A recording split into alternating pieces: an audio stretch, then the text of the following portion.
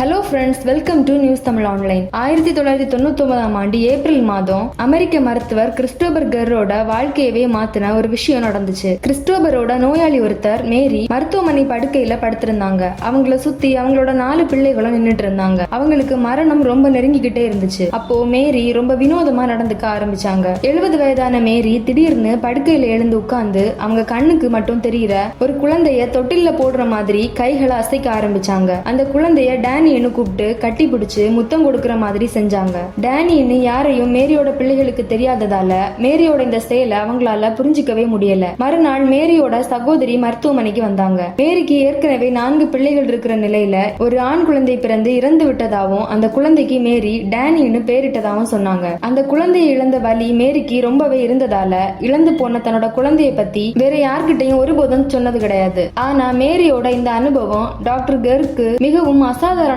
ஒன்றாக தோன்றியது. இதனால அவர் இறக்கும் மக்களின் அனுபவங்களை பற்றி படிக்கிறதுல தன்னை முழுமையா அர்ப்பணிக்க முடிவு செய்தாரு. இறக்க போறவங்க அவங்களோட கடைசி நேரத்துல என்னென்ன காட்சிகள் கனவுகள் எல்லாம் பாப்பாங்கன்னு ஆய்வு செய்யற உலகத்துல இருக்கிற தலை சிறந்த நிபுணர்கள்ல ஒருத்தரானாரு கிறிஸ்டோபர் கெர். கெர் என்ன சொல்றாருன்னா, இந்த அனுபவங்கள் எல்லாம் சாகிறதுக்கு சில வாரங்களுக்கு முன்னாடியே ஆரம்பிச்சிட்டோம். மரணம் நெருங்க நெருங்க இதோட தாக்கம் இன்னும் அதிகமாகும். அப்போ மக்கள் அவங்களோட வாழ்க்கையில நடந்த முக்கியமான தருணங்களை நினைச்சு பாக்குறதையும் பல வருஷங்களுக்கு முன்னாடி இறந்த அவங்களோட அம்மா அப்பா குழந்தைகள்னு எல்லார் கூடவும் அவங்களோட செல்ல பிராணிகள் கூட பேசுறதையும் நான் பாத்திருக்கேன்னு கெர் சொல்றாரு. நோயாளிகளுக்கு இந்த காட்சிகள் எல்லாம் நிஜமாவே நடக்கிற மாதிரி தான் தெரியும். ரொம்ப தீவிரமாவும் இருக்கும். ஒருவித அமைதியான உணர்வையும் அவங்களுக்கு கொடுக்கும். இந்த காட்சிகள்ல வர உறவுகள் எல்லாம் ரொம்ப அர்த்தமுள்ள வகையிலும் ஆறுதல் கொடுக்கிற வகையிலும் நோயாளிகளுக்கு தோன்றுமாம். அதனால மரணத்தை பத்தின பயம் அவங்களுக்கு குறைய ஆரம்பிக்கும் அப்படின்னு டாக்டர் கெர் சொல்றாரு. இந்த நோயாளிகள் குழப்பத்திலேயோ இல்லைன்னா மனசு சரியில்லாததாலேயோ இப்படி நடந்துக்கல. அவங்க உடம்பு முடியாம இருந்தாலும் மனசளவிலும் ஆன்மா அளவிலும் தெளிவா இருக்காங்கன்னு சொல்றாரு.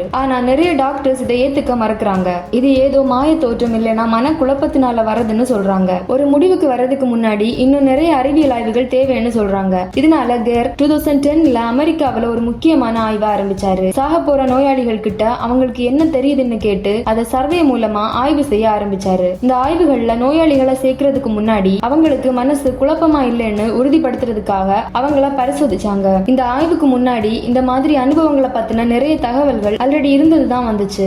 அதாவது நோயாளி எதை பாக்குறதா மத்தவங்க நினைச்சாங்களோ அதையே தான் அவங்க சொன்னாங்க. ஸ்வீடிஷ் தேசிய மருத்துவ நூலகம் உட்பட பல அறிவியல் பத்திரிகைகள்ல இந்த முடிவுகள் வெளியாகி இருக்கு. ஆதாரத்தையும் அது நடந்த விதத்தையும் என்னால விளக்க முடியலங்கிறதுனால அது நோயாளியோட அனுபவத்தை பொய்யாக்கிடாது அப்படின்னு டாக்டர் கெர் சொல்றாரு. அவர் எழுதின death is but a dream finding hope and meaning at life எண்டுங்கிற புக் 2020ல வெளியாகி 10 மொழிகள்ல மொழிபெயர்க்கப்பட்டுச்சு. இந்த புத்தகத்துல அவர் வாழ்க்கையோட இறுதி அனுபவங்கள் பத்தி என்ன தெரிஞ்சுக்கிட்டாருன்னு பார்ப்போம். தன்னோட ஆராய்ச்சி பத்தியும் வாழ்க்கையோட இறுதி அனுபவங்களோட அர்த்தம் பத்தியும் டாக்டர் கிறிஸ்டோபர் கெர் சில கேள்விகளுக்கு பதில் சொல்லியிருக்காரு. இத்தனை வருஷங்களுக்கு பிறகு இறுதி அனுபவங்கள் பத்தி அவர் என்ன கத்துக்கிட்டாருன்னா, மரணம்ங்கிறது வெறும் உடல் ரீதியா நலிவடைகிறது மட்டும் இல்ல, அதுக்கு மேல நிறைய இருக்கு. மரணம் நெருங்குறப்போ நம்ம கருத்துகள் உணர்வுகள்ல மாற்றம் வருது. வாழ்க்கையை உறுதிப்படுத்துற பல விஷயங்கள் இந்த நேரத்துல நடக்குது. மரணம்ங்கிறது உங்களை வாழ்க்கையோட கண்ணாடி முன்னாடி கொண்டு வந்து நிறுத்துது. அந்த நேரத்துல மக்கள் அவங்க வாழ்வுல ரொம்ப முக்கியமான விஷயங்கள் பத்தியும் உறவுகள் பத்தியும் கவனம் செலுத்த ஆரம்பிக்கிறாங்க.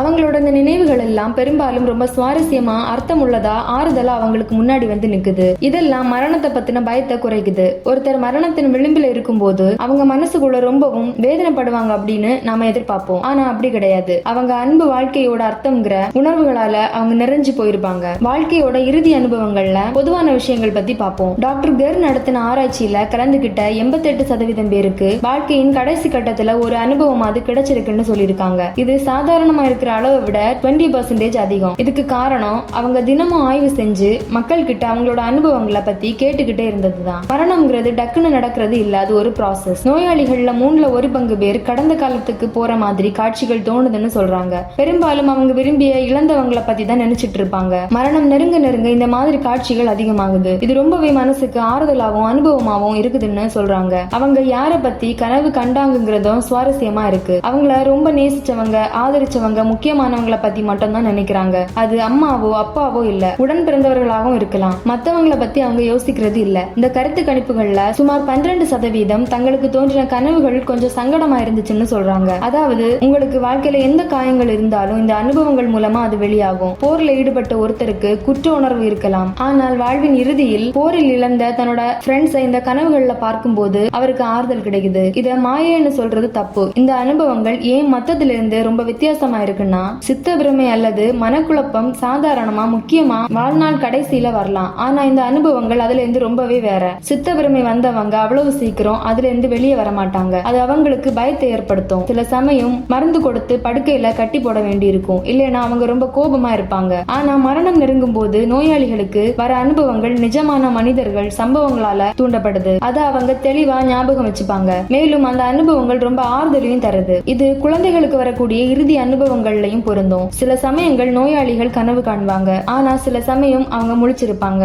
இந்த இரண்டு அனுபவங்களுக்கும் வித்தியாசம் இருக்கான்னா, ஆய்வு செஞ்சு பார்த்தப்போ நோயாளிகளை தூங்குற நேரம் முழிச்சிருக்க நேரம் பத்தி கேட்டப்போ அது கிட்டத்தட்ட 50க்கு 50% இருந்தது. மரணத்தை நெருங்குறதுல ஒரு ஆழ்ந்த உறக்க நிலையும் அடங்கும். பகல் இரவுங்கிற கால சுழற்சி எல்லாம் மறைஞ்சு போயிடும். நேரம் முக்கியமானதா இருக்காது. எந்த நிலையில இருக்கும்னு அவங்களால உறுதியா சொல்ல முடியாது. இந்த வீடியோ உங்களுக்கு பிடிச்சிருந்தா லைக் பண்ணுங்க, ஷேர் பண்ணுங்க. அப்படியே நம்ம நியூஸ் தமிழ் ஆன்லைன் சேனலையும் சப்ஸ்கிரைப் பண்ணிக்கோங்க. தேங்க்ஸ் ஃபார் வாட்சிங்.